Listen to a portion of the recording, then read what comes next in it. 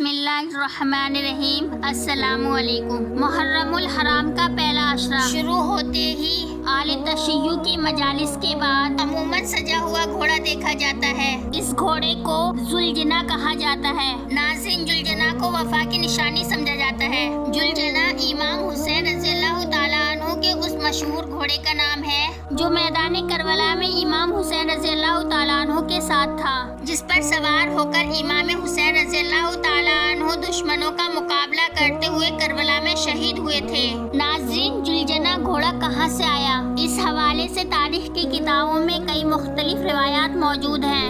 مشہور ہے تاجدار مدینہ امام الانبیاء پیارے نبی صلی اللہ علیہ وسلم نے اپنی وصال سے کچھ عرصہ پہلے حارث نامی ایک عرب سے خریدا۔ اس وقت ذوالجناح بھی چند دن کا بچہ تھا۔ اس کا اصل نام مرتجس تھا۔ اس وقت امام حسین رضی اللہ تعالیٰ عنہ بہت چھوٹے بچے تھے اور ذوالجناح کو بہت پسند کرتے تھے۔ ایک روایت کے مطابق وہ گھوڑا جس کا نام مرتجس تھا سرکار دو عالم صلی اللہ علیہ وسلم کو جنگ میں مال غنیمت کے طور پر ملا تھا، جسے پیارے نبی صلی اللہ علیہ وسلم نے امام حسین رضی اللہ تعالیٰ عنہ کو تحفے میں دیا تھا۔ آپ نے ہی اس کا نام ذوالجناح یعنی دو پروں والا رکھا تھا۔ ناظرین، ذوالجناح کوئی عام گھوڑا نہیں تھا جسے پیارے نبی صلی اللہ علیہ وسلم جیسی خاص شخصیت سے ذوالجناح لقب عطا ہوا تھا۔ مورخین کے نزدیک اس کا اصلی نام مرتجس تھا، لیکن اس کی غیر معمولی جسامت اور خد و خال کی وجہ سے پیارے نبی صلی اللہ علیہ وسلم نے اس کو ذوالجناح کا لقب دیا۔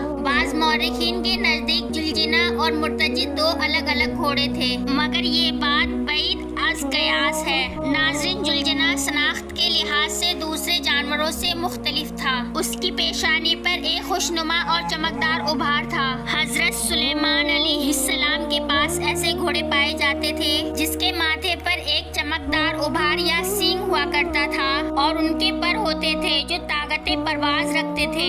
بعض روایتوں کے مطابق وہ گھوڑے جنات تھے جو سلیمان علیہ السلام کی وفات کے بعد غائب ہو گئے۔ بعض روایتوں کے مطابق ذوالجناح کا شجرہ اسماعیل علیہ السلام کے گھوڑے سے جا کر ملتا ہے۔ دوسری روایت میں یہ ہے کہ جس گھوڑے پر ابراہیم صلاۃ والسلام جس گھوڑے پر فلسطین سے مکہ آیا کرتے تھے، اس گھوڑے کی نسل سے یہ گھوڑا ذوالجناح تھا۔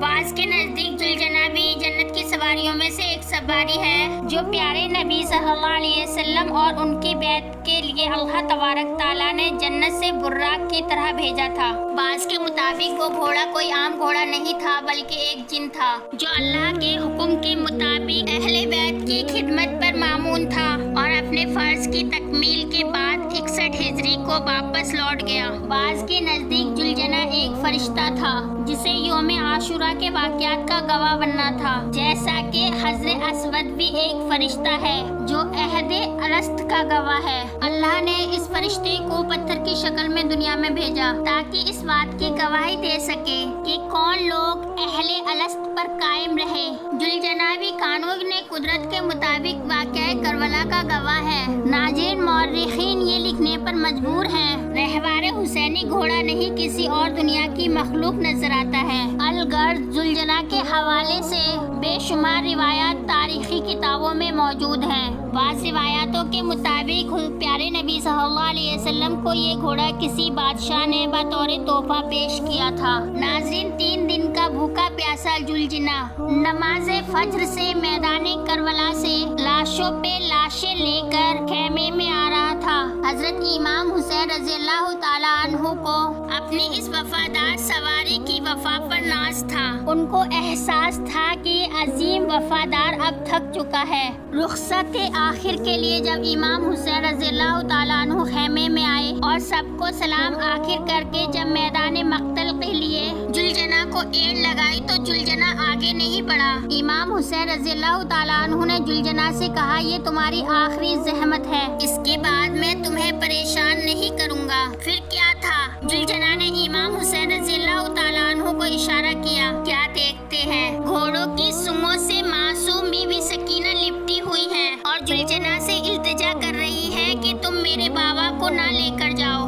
ابھی تک جو بھی میدان میں گیا واپس نہیں لوٹا۔ امام حسین رضی اللہ تعالیٰ عنہ نے بی بی سکینہ کو بہلا کر میدان کی طرف سفر شروع کیا۔ حضرت حسین رضی اللہ تعالیٰ عنہ نے بہادری سے جنگ کی، گویا کہ حضرت علی رضی اللہ تعالیٰ عنہ میدان کربلا میں جنگ کر رہے ہوں۔ بالآخر ندائے قدرت ہوئی، حضرت حسین رضی اللہ تعالیٰ عنہ میدان میں شہید ہو گئے۔ امام حسین رضی اللہ تعالیٰ عنہ کی شہادت کے بعد وہ گھوڑا یعنی جلجنا بلند آواز میں ہنہناتے ہوئے خیمہ گاہ کی طرف آیا۔ جلجنا کی آواز سنتے ہوئے اہل حرم خیمے سے باہر آ گئے اور سمجھ گئے امام حسین رضی اللہ تعالیٰ عنہ شہید ہو گئے ہیں۔ جلجنا نے کربلا کے میدان میں وفاداری کی اعلیٰ مثال قائم کرتے ہوئے حضرت امام حسین رضی اللہ تعالیٰ عنہ کے ساتھ ہی شہادت کا رتبہ حاصل کیا تھا۔ ناظرین، جلجنا کی موت کے بارے میں کچھ مورخین لکھتے ہیں، امام حسین رضی اللہ تعالیٰ عنہ کی شہادت کے بعد جلجنا نے خیموں کے سامنے آ کر کے اس قدر زور سے اپنا سر زمین پر دے مارا کہ جان دے دی۔ کچھ مورخین کے مطابق غم حسین میں دریائے فرات میں جا کر چھلانگ لگا کر اپنی زندگی ختم کر دی تھی۔ امام حسین رضی اللہ تعالیٰ عنہ کی شہادت کے بعد جلجنا نے دشمن کے 30 افراد کو واصل جہنم کیا اور کئی لوگ جلجنا کے قدموں سے بری طرح کچلے گئے۔ یہی وجہ ہے محبان محمد اور آل محمد فرقہ جعفریہ کے پیروکار شبیہ جلجنا برآمد کرتے ہیں۔ ایام اضحیٰ میں اس کا تذکرہ بڑے احترام کے ساتھ کرتے ہیں۔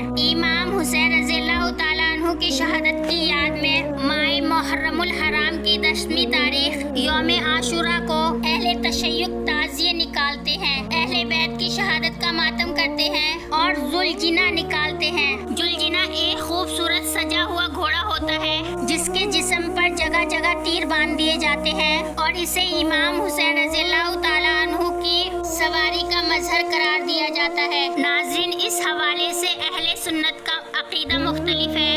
اہل سنت جلجنا کی چھوی نکالنا اور تعزیہ بنانا اور ماتم کرنا درست نہیں سمجھتے۔ روایت ہے حضرت سلیمان علیہ السلام کا ایک گھوڑا جلجنا کی سواری کے نام سے موسوم تھا۔